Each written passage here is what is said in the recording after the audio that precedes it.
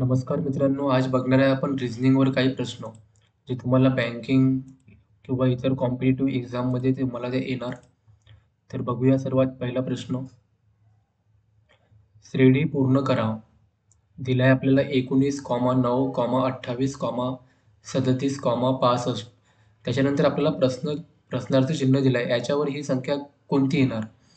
तर बघू सर्वात पहिले आपण 19 प्लस 9 दोघांच्या आपण जर प्लस केला तर 28 होणार. 28 प्लस 9 केले आपण तर होणार 37.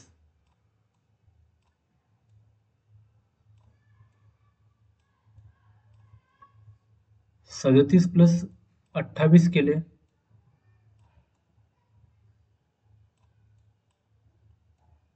तर होणार हे 65. त्याच्यानंतर आपण 65 प्लस 37 करताय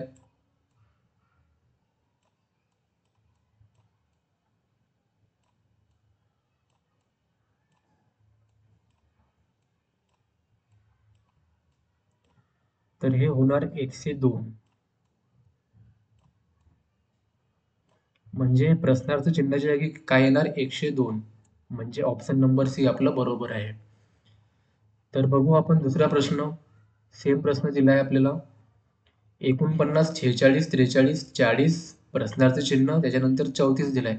तर मित्रांनो मला याच्या उत्तर तुम्ही कमेंट बॉक्सवर सांगा.